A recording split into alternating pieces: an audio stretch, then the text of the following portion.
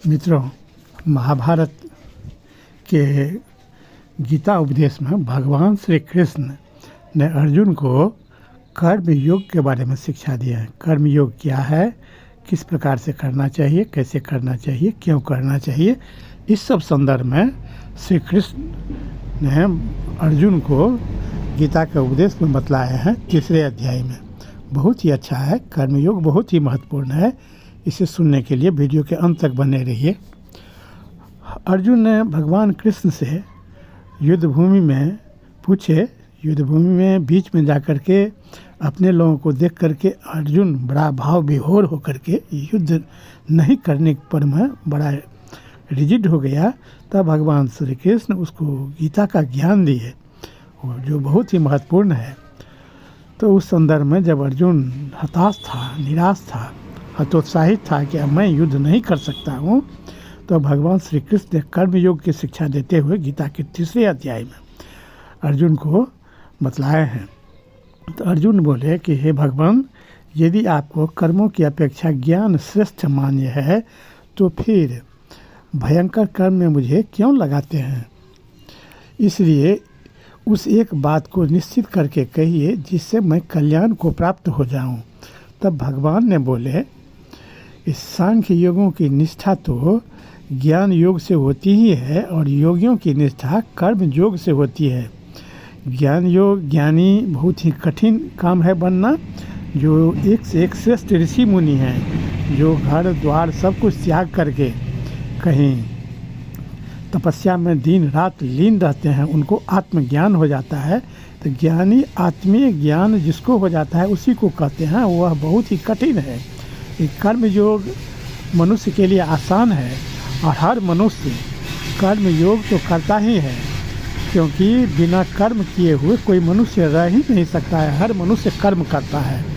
हम जो कुछ भी करते हैं, मनुष्य जो कुछ भी करता है वह कर्म के गिनती में आता है। तो कर्म तो सब करता ही है, इसीलिए कर्म योग महत्वपूर्ण है और मनुष्य को कर्म योग का अभ्यास कर लेना चाहिए। तो इसी संदर्भ में भगवान श्री कृष्ण ने कहे कि सांख्य योगियों की निष्ठा तो ज्ञान योग से होती है और ज्ञानियों की निष्ठा कर्म योग से होती है। मनुष्य न तो कर्मों का आरंभ किए बिना निष्कर्मता को योग निष्ठा को प्राप्त होता है और न केवल कर्मों का स्वरूप से त्याग करने से सिद्धि को सांख्य निष्ठा को भी ही प्राप्त होता है। निसंदेह कोई भी मनुष्य किसी भी काल में क्षण मात्र भी बिना कर्म किए नहीं रहता है।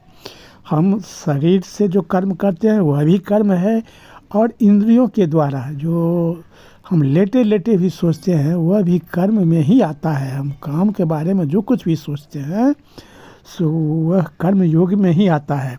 और सभी मनुष्य हमेशा कुछ न कुछ या तो काम करता है या कुछ न कुछ उसके मन में चलते रहता है, कुछ न कुछ वह सोचते रहता है, उसको भी कर्म योग कहते हैं। क्योंकि सारा मनुष्य समुदाय प्रकृति जनी गुणों द्वारा पर बस वह कर्म करने के लिए बाध्य किया जाता है। जो मूढ़ बुद्धि मनुष्य समस्त इंद्रियों को हठपूर्वक ऊपर से रोककर मन से उन इंद्रियों के विषयों का चिंतन करता रहता है वह मिथ्याचारी कहा जाता है। किंतु अर्जुन, जो पुरुष मन से इंद्रियों को वश में करके अनासक्त हुआ 10 इंद्रियों द्वारा कर्मयोग का आचरण करता है वही श्रेष्ठ है। तू शास्त्र विहित कर्तव्य कर्म कर, क्योंकि कर्म न करने की अपेक्षा कर्म करना श्रेष्ठ है तथा कर्म न करने से तेरा शरीर निर्वाह भी नहीं होगा। मनुष्य को अपना जीवन निर्वाह के लिए भी कर्म करना ही होता है।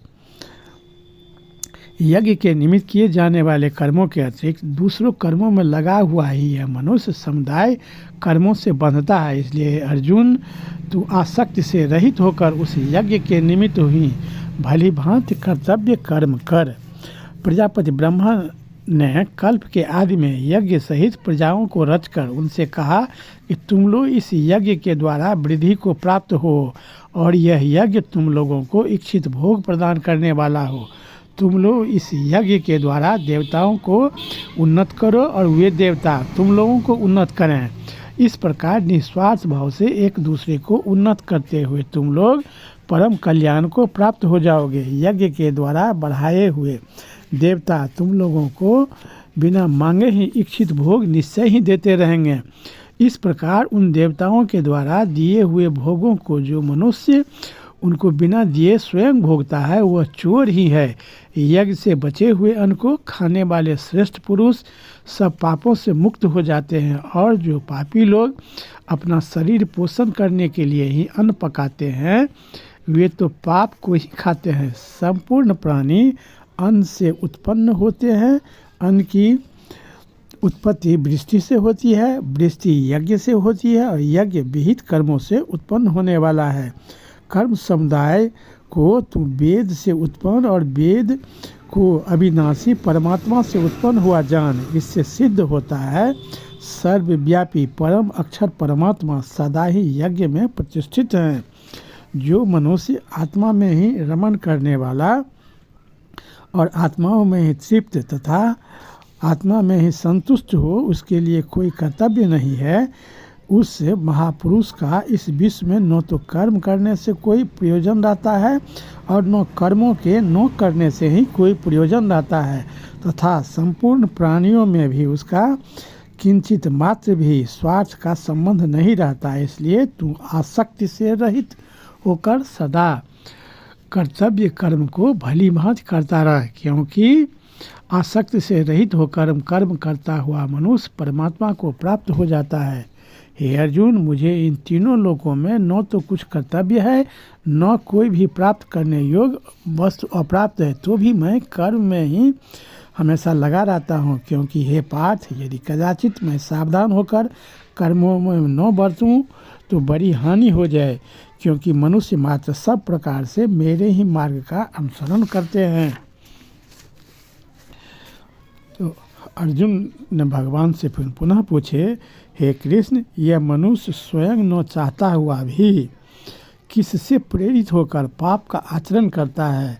तब भगवान बोले कि रजोगुण से उत्पन्न हुआ यह काम ही क्रोध है। यह बहुत खाने वाला और बड़ा पापी है।